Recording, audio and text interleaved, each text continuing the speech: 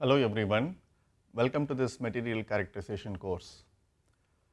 So far we have seen the scanning electron microscopy as an instrument and its principal application and so on. And from this class onwards we will look at the X-ray diffraction in much more details. As we have already discussed in the fundamentals of this course, we have gone through the basic aspects of electromagnetic radiation, and in that respects we have also looked at the indirectly the properties of X-ray to some extent. And this lecture we will just look at the properties of X-ray in specific, and then how they are generated and how this X-ray diffraction technique is exploited in understanding the crystallography, phase identification and quantification of phases and texture, etc., during the next 10 lectures. So, if you look at the fundamental ideas what we have generated so far, X-rays also falls into the category of electromagnetic radiation, and then all this the wave properties what we have just discussed in terms of electrons as well as the other electromagnetic radiation will holds good.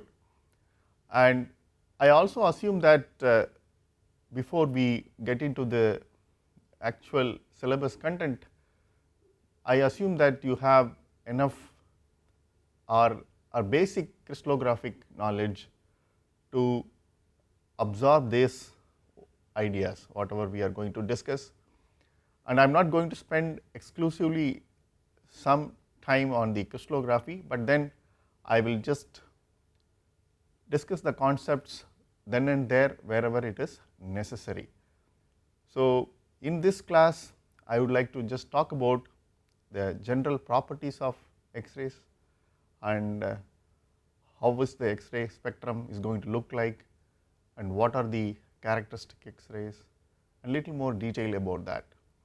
And from next lecture onwards we will talk about production and then how they are actually used in the practical application and so on.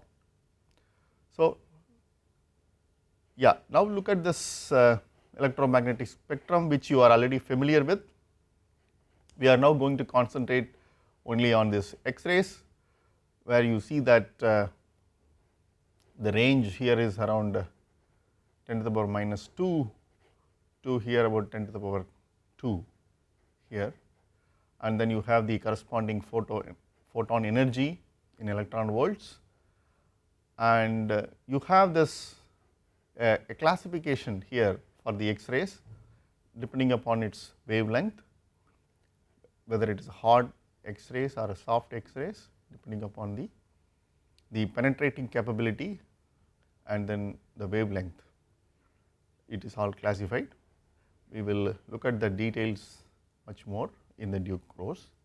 So, just to give you an idea where these X-rays are falling in the electromagnetic spectrum, and as I just have been mentioning all these lectures, like when you choose an electromagnetic radiation for the material characterization, you have to be sure that the probing dimension is equivalent to the wavelength of probing radiation. So, same thing is applicable in X-rays also.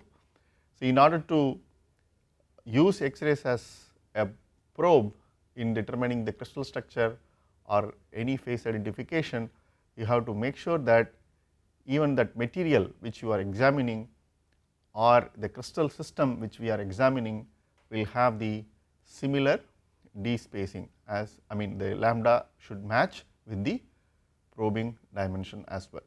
So, that is what we are just recollecting again. For example, diffraction gratings must have the spacings comparable to the wavelength of the diffracted radiation. Can't resolve any structure which is less than this range of X-rays. Spacing is the distance between the parallel lines of the atoms. So, that is how the grating experiments are, I mean with this assumption the grating experiments are done. And we will now just see what is the continuous spectrum, the basic characteristic of X-ray spectrum is called continuous spectrum. We will see why the word continuous. X-rays are produced when any electrically charged particle of sufficient kinetic energy is rapidly decelerated. As we have already seen that how these characteristic X-rays are produced in one of the lectures in an SEM, where we have taken up the energy dispersive spectrometry. So, the characteristic X-rays are produced fundamentally the similar manner. The electrically charged particle of sufficient kinetic energy, how this is achieved? That means you should have an electron source, and then to accelerate its path or the movement you have applied voltage which keeps that acceleration, and then these accelerated electrons are made to impact on a target. This is what we have seen already. The same thing, the X-rays are generated and their energy is rapidly decelerated. So, that is what the same thing here we will see in a systematic manner in a X-ray diffraction meter as well. Electrons are normally used for this purpose. X-rays are produced at a point of impact and radiate in all directions. You see the X-ray production, what we are going to see in a laboratory X-ray diffraction X-ray tube, it is based on a point impact. But we will also see that whether we are only going to create X-rays by a point impact, or is there something else, that details we will see. But the characteristic X-rays what we talk about is produced at the point of impact and when it radiates in the all direction. The kinetic energy of the electrons on impact is given by the equation, that is Ke is equal to, which is in electron volts, which is equal to 1 by 2 m v square. E is the charge on the electron, 1.6 into 10 to the power minus 19 coulomb. M is the mass of the electron, 9.11 into 10 to the power minus 31 kilogram. V is the voltage across the electrodes and E is the velocity in meter per second. So, this is how the kinetic energy of the electron in the X-ray tube is described. And what now you are seeing is a continuous spectrum, a typical X-ray spectrum. What is plotted here is an X-ray intensity, and in the x axis it is the wavelength in angstroms. So, what you have to now look at is these curves are plotted as a function of different applied voltage. You see that 5, 10, 15, 20 and 25. So, you have so many things to observe from this graph. We will look at one by one. What you have to see here is, you see that the wavelength what you are seeing in each of this curve is not just a single wavelength, it is a range of wavelength. So, what happens is, in an X-ray tube, when the electron source which is accelerated and then made rapidly impact on the target, the X-rays are generated. These X-rays are not having a particular wavelength, they will have a range of wavelengths, that is why it is coming like this. So, this is a typical X-ray signal which is coming out of the X-ray generation tube. So, you will have a spectrum of wavelength which is associated with the kind of signals you get from the target.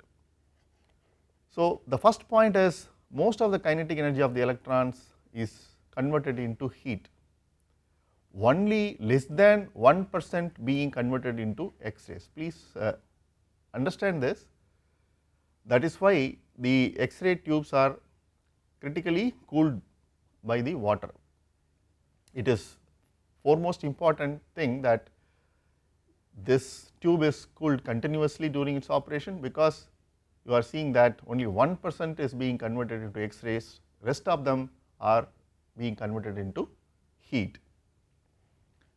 So, X-rays coming from the target have a mixture of different wavelengths, that is what you are seeing here, it is a mixture of different wavelengths. The intensity is 0 up to certain wavelength called short wavelength limit, lambda SWL.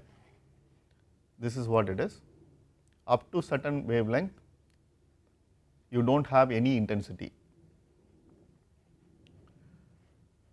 Smooth curves are called heterochromatic or continuous or white radiation. The whole spectrum, this continuous line is called white radiation, as well as heterochromatic or polychromatic radiation, which is having a mixture of wavelengths.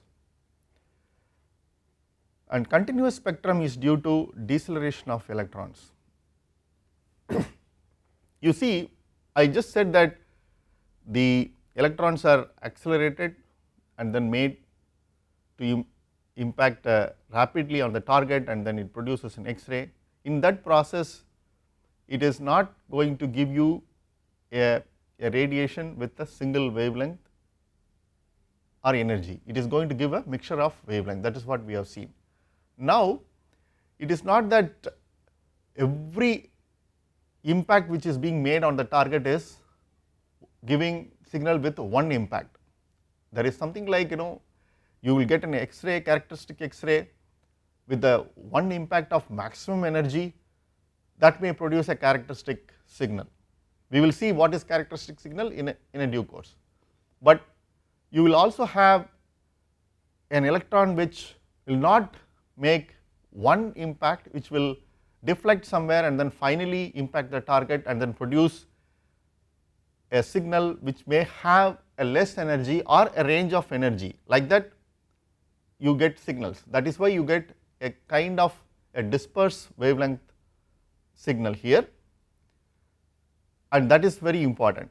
So, the one which makes the signal with one impact, which will for example produce a maximum energy, that you may call it as a characteristic signal as well. So, what you are seeing here is a characteristic radiation, which is k alpha and k beta. We will talk about it little in due course, but before that it is important to note that these curves are plotted as a function of applied voltage. What you have to appreciate here is, it is not that if you get the characteristic signal at all the given voltage, but there is a particular threshold voltage which only trigger the release of characteristic X-rays, that is very clear. So, as the voltage increases, the intensity of the X-ray coming out is also increases, and you can also appreciate that as the voltage increases, the wavelength of the peak intensity also reduces. You can see that the peak is here, peak is here, peak is here and peak is here. As the voltage increases, the peak intensity, the wavelength corresponding to the peak intensity also moves to the left, and then at particular wave applied voltage, you see that the maximum intensity with a very narrow wavelength, so called a characteristic wave radiation of a particular target is known. So, we should also think about what will happen if I keep on increasing this radiation further. What will happen? That we will see. You may increase the intensity, and what will happen to this characteristic wavelength? Will it move left or right? That we will see in the next few slides. So, these are some of the important characteristics we have to observe, and then and this schematic plot clearly shows what is continuous spectrum and what is characteristic line, and why do you get a range of wavelength. All these aspects one can understand from this X-ray spectrum of a molybdenum here. This is a molybdenum spectrum. So, continuous spectrum is due to deceleration of electrons. Any decelerated charge emit energy. The electrons which are stopped in one impact will give rise to photons of maximum energy, that is X-rays of maximum wavelength. For such transition we may write EV equal to h nu max, which can be written like this: lambda SWL equal to lambda minimum, which is nothing but C by mu max, which is equal to Hc by EV. So, what you are trying to see here is the electrons which are stopped in one impact, how that is being visualized in terms of energy, and then indirectly the lambda. What is that? Short wavelength limit. How to find out that? This is a simple expression, and if you put all this units in it, and its values constants in place, and then you get a final expressions like this as a function of applied voltage. Lambda short wavelength is equal to 12.40 into 10 to the power 3 divided by V. This equation gives the short wavelength limit in angstroms as a function of applied voltage. So, this is about continuous spectrum. Few more remarks. The total X-ray energy emitted per second, which is proportional to the area under one of the curves, also depends on the atomic number Z of the target and on the tube current I, the latter being the measure of number of electrons per second striking the target. So, we are now talking about the energy of the characteristic X-rays, or the X-rays which is coming out of the target in X-ray tube, and what is the kind of energy we are interested in. So, the total X-ray intensity is given by I continuum spectrum, which is equal to A multiplied by I multiplied by Z times V to the power m. A is proportionality constant and m is a constant with the value of about 2. So, you get a kind of value for a continuous spectrum in terms of intensity using this expression, which mainly depends upon the atomic number and the voltage. So, another important aspect of this continuous spectrum is characteristic spectrum. As I said, you can look at the schematic, which is again plotted versus intensity of the X-rays versus wavelength in angstrom. When the voltage is raised above a certain critical value, characteristic of the target metal sharp intensity maxima appear at certain wavelengths superimposed on the continuous spectrum. So, this is a continuous spectrum and it is being superimposed on it, and it has got a very sharp intensity signal with a narrow wavelength. These lines are narrow, and since their wavelengths are characteristic of a target metal used, they are called characteristic lines. So, now you have some basic explanation for what is characteristic lines, and you have to appreciate one more thing here. If you, for example, the spectrum of molybdenum is obtained at 35 kV, and with that we have normally the K alpha is resolved. If it is not that, it may appear as a single line. The another important thing is as the voltage is increased, then you may get the intensity of the continuous spectrum also will go up, and also you will have the higher intensity of your characteristic peak. However, the wavelength will not change. You have to understand that if the voltage is increased, you may get higher intensity in the continuous spectrum as well as the characteristic lines, but the wavelength is always a constant, very narrow range. So, that is the characteristic spectrum we talk about. Only K lines are useful in X-ray diffraction as the longer wavelength line being easily absorbed. You see, you have a range of signals, and out of this range of signals only K lines are useful, and you may get other signals like L, M and N shells, so on, but they will have a very high wavelength, and since they are getting easily absorbed, typically they are not being used in X-ray diffraction. So, typically only K lines are being used. We will see how these K lines are defined and produced, and typical K lines are given here. Only 3 strongest are observed in normal diffraction work.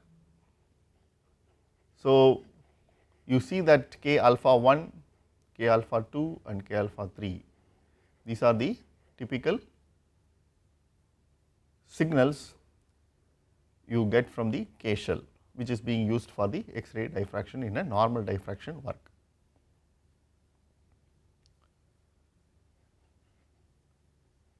Some more remarks on the characteristic spectrum.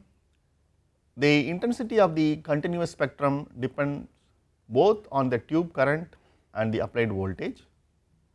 So, we can write I K line, which is equal to B times I into V minus V k to the power n, where B is the proportionality constant, V k the K excitation voltage, and n a constant with a value of about 1.5. And you have another relation called Moseley relation, where the square root of mu is equal to C into Z minus sigma.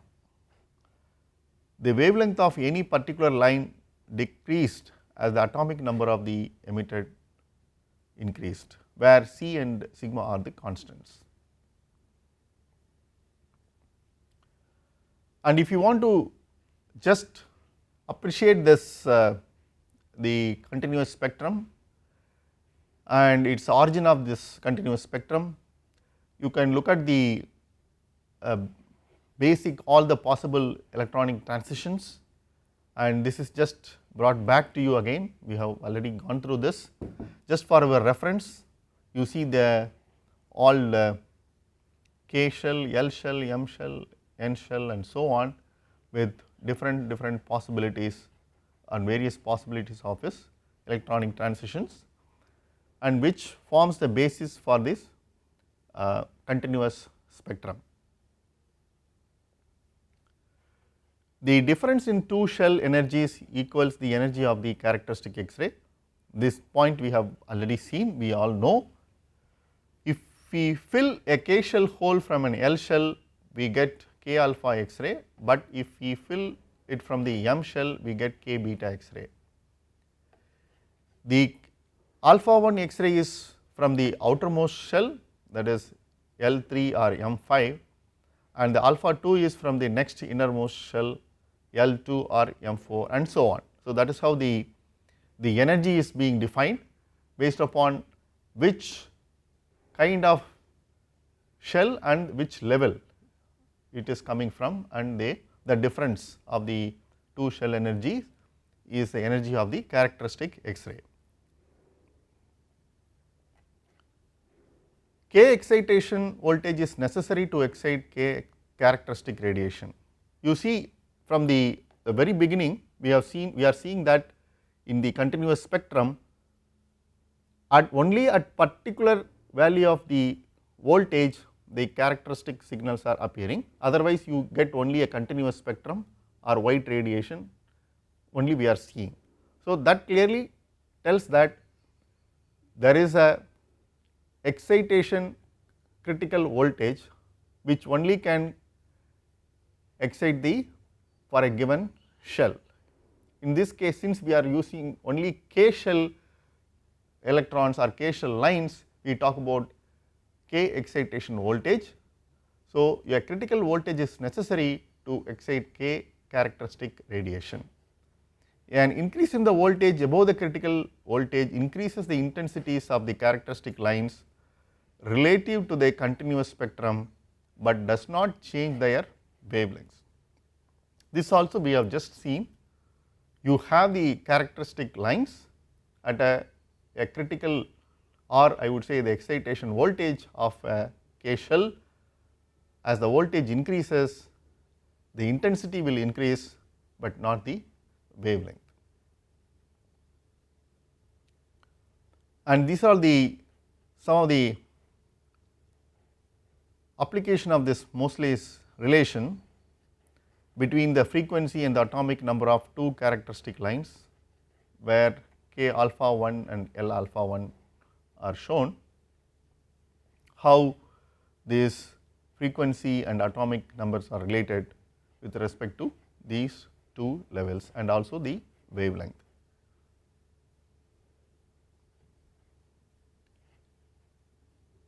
These curves shows that L lines are not always of longer wavelength. The L alpha 1 line of a heavy metal like tungsten, they have the same wavelength like K alpha 1. Critical excitation voltage is required for a characteristic radiation that we have seen. For example, K radiation cannot be excited unless the tube voltage is such that the bombarding electrons have enough energy to knock an electron out of the K shell of the atom. So, we will now talk about the work. The work required to remove a K electron, then the necessary kinetic energy of the electrons is given by Wk is equal to 1 by 2 mv square. So, Wk will determine the energy required to knock out an electron from the K shell of the atom. So, similarly you will have WL, Wm and so on depending upon the amount of energy required. So, you can guess that since K shell is very close to the nucleus, which will require highest energy to remove the electron as compared to M, N, L and so on, because they are further away from the nucleus. So, you may require less work as compared to remove an electron from K shell as compared to other M, L and L shell and so on. So, that is the idea one should get from this. So, when X-rays encounter any form of matter, they are partly transmitted or partly absorbed. See, now we talk about the properties of X-rays and its interaction with matter. So, in order to appreciate this characteristic spectrum, it is not only important to understand the interaction of electrons and matter, and you have to understand the interaction of X-rays with the matter as well. So, in that context we will talk about a little bit about this absorption of the X-rays, and the first point is this. So, when the X-rays encounter any form of matter, they are partly transmitted or partly absorbed.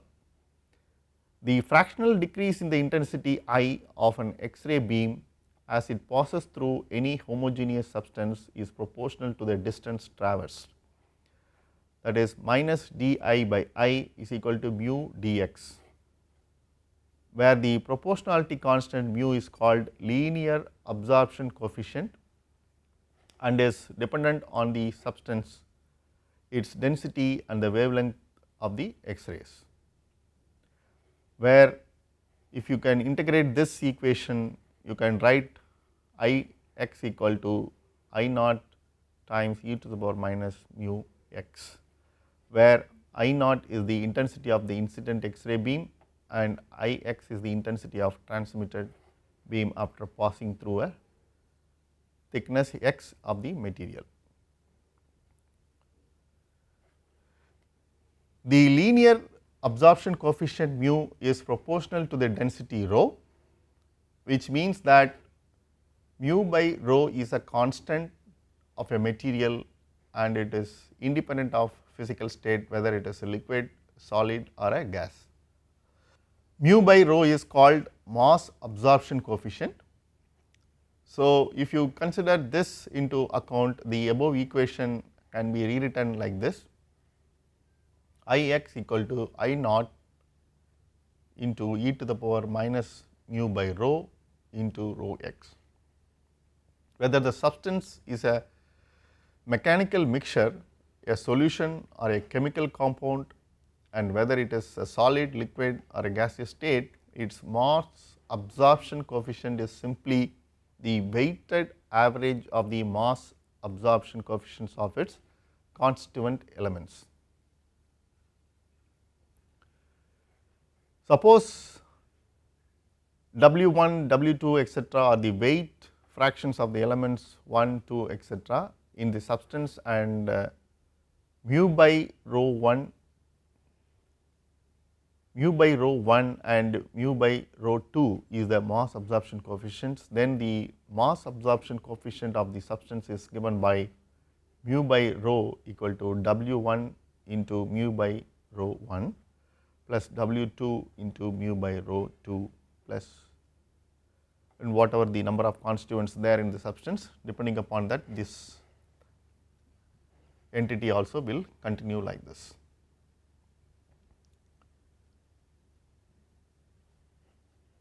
So, this particular slide shows the way in which the absorption coefficient varies with the wavelength gives a clue to the interaction of X-rays and the atoms.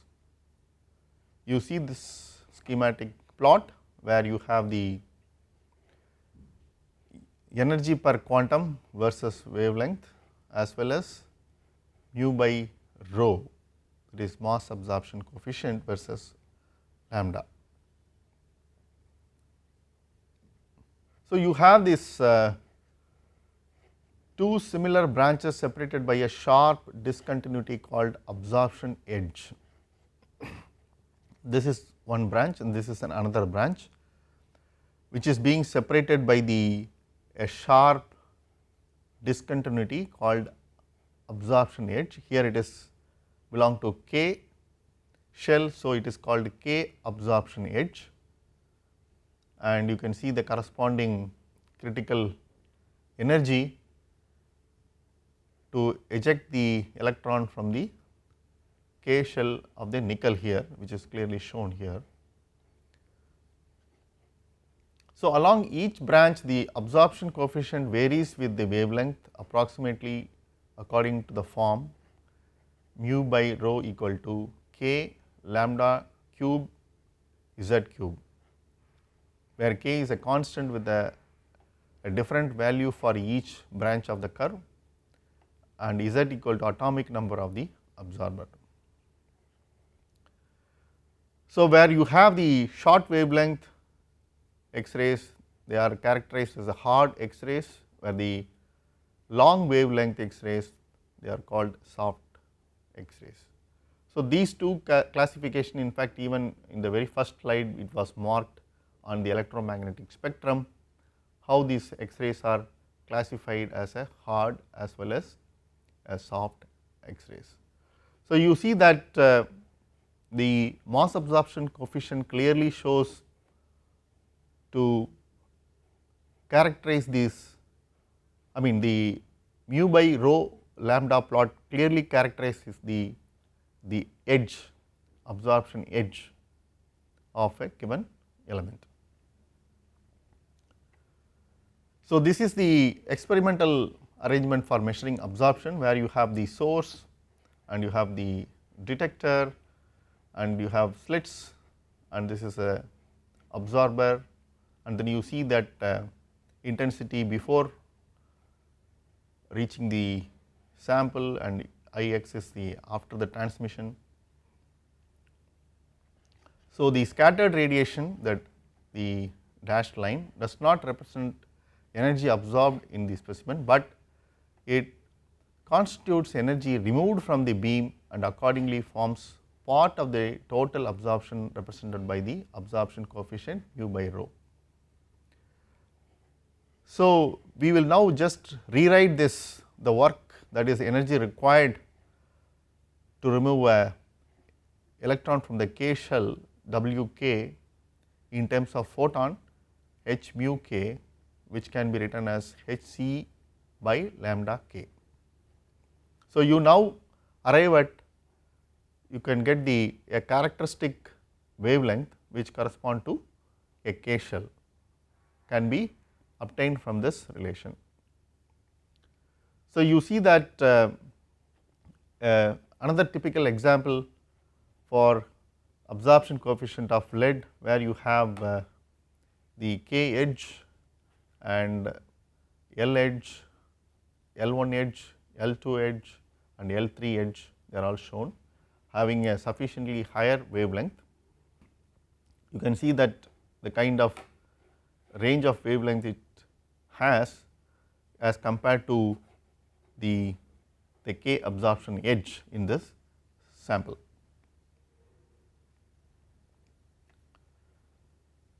So, in order to again appreciate this characteristic spectrum, we will just talk about a little bit of the emission process, that is the energy of the atom versus the transition between different shells. Here you can talk, we can just look at it to appreciate the characteristic wavelength which is arises because of the electron being removed from the particular shell. So, you see that you have this energy of the atom, where you have different shell Wk, Wl, Wm and Wn, and you have the K excitation, L excitation, and you have K alpha emission, K beta emission, and then L alpha emission and so on. And then you see that the valence electron removed from the neutral atom, then you also see the corresponding the other states of energy like M and N and so on. So, for all each of these transitions, all possible transitions, we can write the corresponding the W, that is work required to knock out that particular electron from the same given shell,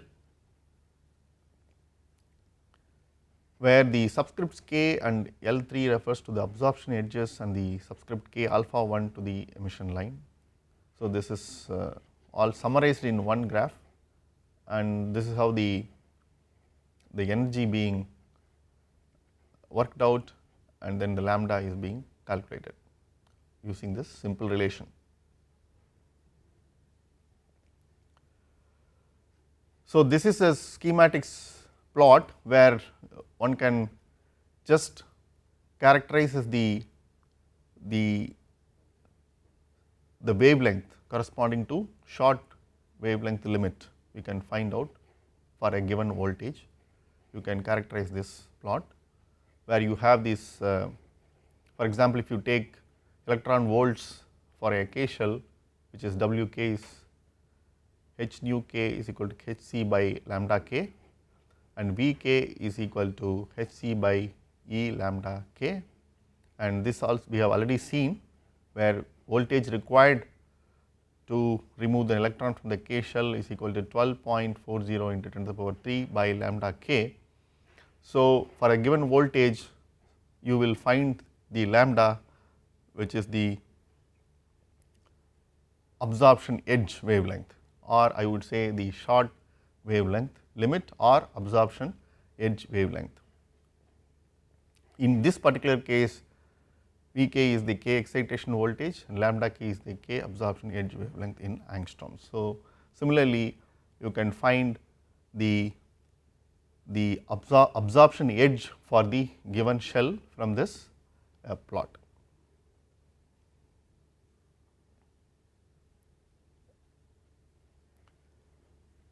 So, we will see a few more remarks. An atom with the K shell vacancy is an ionized state, where high energy state. It can lose this excess energy and return to its normal state in two ways, by emitting K radiation or by emitting an electron,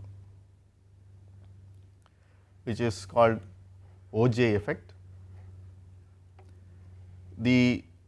In OJ process, a K shell vacancy is filled from, say, the L2 level, and the resulting K radiation does not escape from the atom, but ejects an electron from L3 level. The ejected electron, called OJ electron, has kinetic energy related to the energy difference between K and L2 states. The likelihood of the OJ process can be found from the fluorescence yield, which is defined by omega k is equal to number of atoms that emit K radiation divided by number of atoms with a K shell vacancy. See, you have to remember the OJ electron, again a very surface phenomenon. This is also a part of a characteristic emission. That is why it has come under this category of, whether when the electron is removed from the K shell, it can remove a characteristic X-rays, or it can further remove one electron from the outermost shell like an L3 or L2. Then the electron which is coming out of that process is called OJ electron, and this is again a characteristic characteristic signal, which is also being used to characterize the material. That we will see it in a separate lecture, but you should know this kind of signals also associated with when we talk about characteristic radiation. That is all I want to mention here, and then that OJ process can be found from this fluorescence yield, which is given by this relation. So, next we will talk about the production of X-rays and its equipment details, and then how exactly the instrument are operated. Those details we will start our lectures in the next class. Thank you for listening.